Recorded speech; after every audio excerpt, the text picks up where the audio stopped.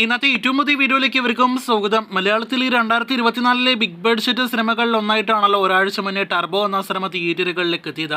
മമ്മൂട്ടി നായകനാക്കി വൈശാഖ് സംവിധാനം ചെയ്ത സിനിമയെക്കുറിച്ചുള്ള വൈശാഖിന്റെ അഭിമുഖങ്ങളൊന്നും തന്നെ സിനിമയുടെ റിലീസ് സമയത്ത് പുറത്തു വന്നിരുന്നില്ല. ഇപ്പോഴത്തെ റിലീസിന് ശേഷം ഒരാഴ്ചയ്ക്ക് ശേഷം ഒട്ടനേകം യൂട്യൂബ് ചാനലുകളിൽ വൈശാഖിന്റെ അഭിമുഖങ്ങൾ പുറത്തു വന്നിരിക്കുകയാണ്. ആ അഭിമുഖങ്ങളിലൂടെ ടർബോ എന്ന സിനിമയുടെ ഷൂട്ടിംഗ് സെറ്റിൽ സംഭവിച്ച പലവിധ ഇൻസിഡൻസിനെ കുറിച്ചും കൂടാതെ തന്റെ അടുത്ത സിനിമകളെ കുറിച്ചുള്ള അപ്ഡേറ്റുകളെ കുറിച്ചും വൈശാഖ് പ്രതികരിച്ചിരിക്കുകയാണ്. അതിൽ കഴിഞ്ഞ ദിവസം ലാലേട്ടന്റെ ആരാധകർക്ക് വലിയ രീതിയിൽ ആവേശം നൽകുന്ന ഒരു അപ്ഡേറ്റ് ആണ് വൈശാഖിന്റെ ഭാഗത്ത് നിന്ന് പുറത്തു വന്നിരിക്കുന്നത്. താനും ലാലേട്ടനും ആശീർവാദ സിനിമാസും ഒരുമിക്കുന്ന ഒരു സിനിമ നേരത്തെ കോവിഡ് കാലത്തിന് മുന്നേ തന്നെ പ്ലാൻ ചെയ്തതാണ്. അതൊരു വമ്പൻ ആക്ഷൻ സിനിമയാണ് എന്നും പുലിമുരുകൻ എന്ന സിനിമയിലൂടെ നിങ്ങൾ കണ്ടതെല്ലാം തന്നെ വെറും സാമ്പിൾ ആണ് എന്നും ലാലേട്ടന്റെ ആക്ഷൻ പൊട്ടൻഷ്യൽ എല്ലാം തന്നെ മാക്സിമം ഉപയോഗിക്കാനായിട്ട് ഒരുങ്ങുന്ന സിനിമയാണ് താനും ലാലേട്ടനും ഒരുമിക്കുന്ന അടുത്ത സിനിമ എന്നാണ് വൈശാഖ് ഉറപ്പ് നൽകുന്നത്. മോൺസ്റ്റർ സിനിമയുടെ എല്ലാവിധ ക്ഷീണവും അടുത്ത തന്റെ സിനിമയിലൂടെ ലാലേട്ടിനടുത്തുള്ള സിനിമയിലൂടെ വൈശാഖ് മാറ്റിത്തരുമെന്ന് കൂടി വളരെ കോൺഫിഡൻസോടെ വൈശാഖ് പറയുന്നുണ്ട്.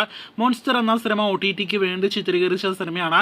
ഒപ്പം തന്നെ തനിക്ക് സാമ്പത്തികമായ പല പ്രശ്നങ്ങൾ ഉള്ളപ്പോഴാണ് മോൺസ്റ്ററും നൈറ്റ് ഡ്രൈവും ഷൂട്ട് ചെയ്യാനായിട്ട് തീരുമാനിച്ചത്. നിർഭാഗ്യവശാൽ 2 സിനിമകളും തിയേറ്ററുകൾ ഒടുവിൽ റിലീസ് ചെയ്യുകയായിരുന്നു എന്നാണ് വൈശാഖ് പറയുന്നത്.